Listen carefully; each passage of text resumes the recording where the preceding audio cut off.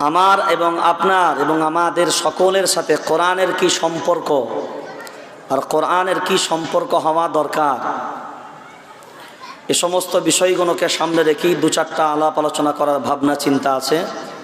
বাকি ওমা তৌফিক ইল্লা বিল্লাহ।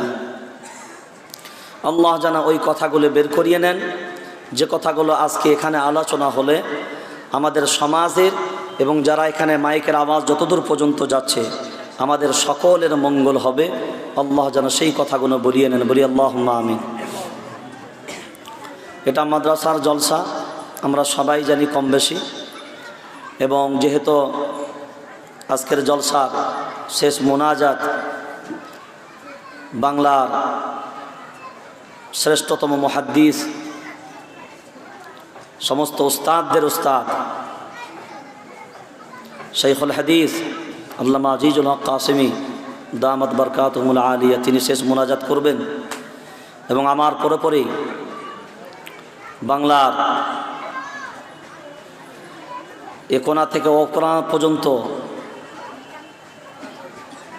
সমস্ত মুশরিক বেদাত বাতিলদের হুঙ্কারের আর একটা নাম হলো হযরত মাওলানা জাইনুল আবিদিন সাহাব। তিনিও এসছেন, আমার পরেই ইনশাআল্লাহ তিনি আসবেন। সেজন্য বক্তব্য শুরু করার পূর্বে প্রথম আমাদেরকে একটা জিনিস বোঝা প্রথম দরকার, আপনার আমার লাইফে এটাই কি প্রথম জলসা না এর আগেও জলসা হয়েছে? আপনার আমার জীবনে এটাই কি প্রথম জলসা না এর আগেও জলসা হয়েছে? জোরে বলেন।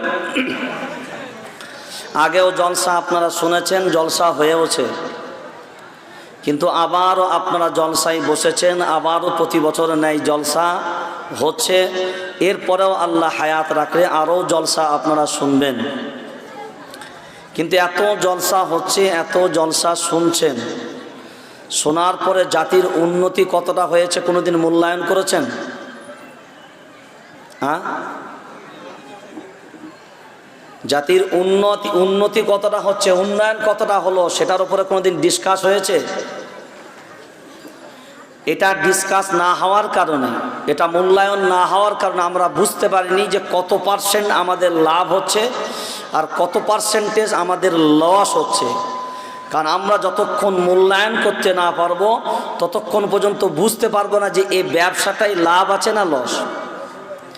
আমার প্রত্যেক দিন কত বেচা বিক্রি হচ্ছে দোকানে, আমি হিসাব করি না রাতের বেলায়?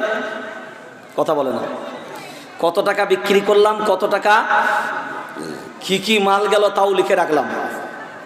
দোকানে কোন কোন মাল প্রয়োজন সেগুলোকেও নোট দিয়ে রাখি না, যে আগামীতে যখন মাল অর্ডার হবে আনতে যাব তখন যেন এই মালগুলো অবশ্যই নিয়ে আসা হয়, নাহলে খদ্দের ফিরে যাবে। আচ্ছা, মানুষ রাত্রি প্রত্যেক দিন যখন ঘুমাতে যান, আপনার পরিচয় আমার পরিচয়, সবাই আমরা নিজেদেরকে দাবি করে আমরা মুসলমান ইমান বলা, রাত্রে শোবার আগে কোনোদিন হিসাব হয় যে আমি সারা দিন কতগুলো গুনাহের কাজ করেছি, কতগুলো ভালো আমল করেছি, এবং কোন কোন কাজটা আমার করা উচিত ছিল কিন্তু আমি করে উঠতে পারিনি, আগামীকাল ইনশাআল্লাহ সেই কাজগুলো আমি লিখে রাখছি যেন সেইগুলো করতে পারি। কয়জন মানুষ এইরকম কাজ করেন? এখানে থাকলে হাত তুলে দেখান।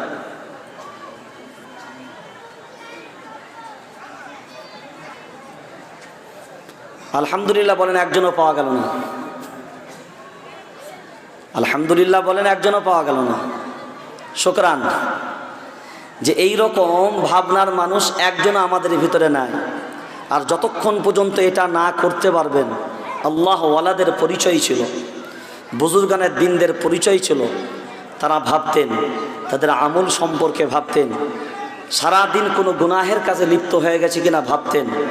এগুলো তাদের ভাবনা ছিল এবং তারা সেগুলোকে বাস্তবায়িত করতেন। আমরা কি মনে করি জানেন? চল বড় খুদা মাদ্রাসায় জলসা, এতদিন সব ছোট খুদাই জলসা শুনেছি, এবার বড় খুদাই যাব। প্রত্যেক দিন যেমন জলসা শুনে নি, বক্তারা বক্তব্য রেখে যায়, আমরা শুনে নি, আপন আপন বাসায় ফিরে চলে আসি, শুধু মূল্যায়ন করি, না না বেশ ভালোই কথা হয়েছে, অমুক বক্তা না ভালোই কথা বলেছে, অমুক বক্তা না ভালোই কথা বলেছে। কথাগুলো তো বক্তাগুলো ভালো বললেন, কিন্তু মানার ভাবনা চিন্তার ব্যাপারে আপনাদের ভাবনাটা কোথায়? প্রথম ভাবা দরকার, লক্ষ্য করে দেখেন, মানুষ শুধু হলেই হবে না আল্লাহর গোলাম। জন্মগত মানুষ কোনো দাম নাই, জন্মগত মানুষের কোনো দাম, কথা বলে না, দাম নাই। বংশগত মানুষেরও কোনো দাম নাই। একমাত্র মানুষের দাম হলো যেটা গুণগত মানুষ হবে আল্লাহর গোলাম। গুণগত মানুষ যদি হও তবে তোমার দাম। জন্মগত মানুষের কোনো দাম নাই, বংশগত মানুষেরও কোনো দাম নাই। পৃথিবীর মানচিত্রে ইহুদিও তো জন্মগত মানুষ, খ্রিস্টানও তো জন্মগত মানুষ, পৃথিবীর অন্যান্যরা তো জন্মগত মানুষ, আপনিও জন্মগত মানুষ। এই জন্মগত মানুষের কোনো দাম হবে না। একমাত্র জন্মগত মানুষের কোনো দাম নাই, বংশগত মানুষেরও কোনো দাম নাই। কারণ বংশগত মানুষ যদি তালাশ করতে যাই আল্লাহর গোলাম, উপর থেকে নিচে পর্যন্ত যদি তালাশ করে দেখি, এই ভারতবর্ষের জমিন সম্রাটদের রাজত্ব ছিল এক সময়, ছিল না? ছিল না? সব মুসলিম সম্রাট, মুসলিম বাদশারা রাজত্ব করে গেছে এই ভারতবর্ষের জমিনে প্রায় 1000 বছরের মতন। যদি তালাশ করে ইতিহাসের পাতাগুলো আমরা ফলো করে দেখি, বাদশাহ ঔরঙ্গজেব রহমতুল্লাহ আলাই, তার বংশ পরিচয় কি কোনো নবীর বংশের ছেলে? এটা কিছু চা নাকি? লাল চাটা দেন আমাকে, একটু গরম চা দিল না আমাকে। বাদশাহ ঔরঙ্গজেব রহমতুল্লাহ আলাই নাম শুনেছেন? হ্যাঁ আর না?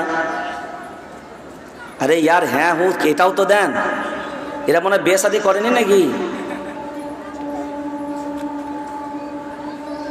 বাদশাহ ঔরঙ্গজেব রহমতুল্লাহ আলাই কোন নবীর বংশে, পীরের বংশে? বাদশাহ ঔরঙ্গজেব রহমতুল্লাহ আলাই কার পুত্র? শাহজাহানের পুত্র। শাহজাহান কার পুত্র? জুদাবাই। জুদাবাই উদয়পুরের রাজার কন্যা জুদাবাই। জুদাবাইয়ের পুত্র হলো শাহজাহান। জুদাবাইয়ের স্বামী হলো জাহাঙ্গীর। জাহাঙ্গীর, জাহাঙ্গীরটা কি?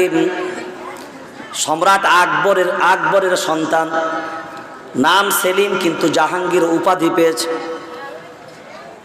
বাদশাহ আকবর ভারতবর্ষের জমিনে যতগুলো বাদশা ছিল তার মধ্যে নাম্বার 1 লম্পট, তাই তো? কথা বলে না? নাম্বার 1 লম্পট। যে ভারতবর্ষের জমিনে বাদশাহিত্য করেছে মুসলমানের নামে থেকেছে ঠিক কথাই, কিন্তু মুসলমানের নামের একটা কলঙ্ক ছিল। এই বাদশাহ আকবর দ্বীন-এ ইলাহির মতন ধর্ম চালু করেছিল, যে নিজে বলেছিল লা ইলাহা ইল্লাল্লাহ আকবারু খলিফাতুল্লাহ, অর্থাৎ আমি নিজে, আমার উপরে কলমা বানিয়েছে নিজে। সেটা ছিল বাদশাহ আকবর। তার ছেলে হলো সেলিম, উপাধি পেল জাহাঙ্গীর। জাহাঙ্গীরের সন্তান হলো শাহজাহান। শাহজাহানের সন্তান হলো বাদশাহ ঔরঙ্গজেব রহমতুল্লাহ আলাই। বাদশাহ ঔরঙ্গজেব রহমতুল্লাহ আলাই যেমন দেশের মাটিতে তিনি একজন বাদশাহ ছিলেন, তেমনি আলিমের দিক দিয়ে একজন দক্ষ আলিম ছিলেন। তিনি একজন ফাকিহের দিক দিয়ে দক্ষ ফাকিহ ছিলেন। ফতোয়ায়ে আলমগিরি যেটা আছে, বাদশাহ ঔরঙ্গজেব রহমতুল্লাহ আলাইহির লেখা ফতোয়ায়ে আলমগিরি। এত বড় বাদশাহ, বংশের পরিচয়টা দেখেন। তার আব্বা শাহজাহান আর শাহজাহানের আম্মা জুদাবাই। জুদাবাই জুদাবাই একজন হিন্দু মহিলা। সেই বংশের ভিতর থেকে আমার আল্লাহ বাদশাহ ঔরঙ্গজেব রহমতুল্লাহ আলাইহির মতন মানুষকে ভারতবর্ষের জমিনে জন্ম দিয়েছে।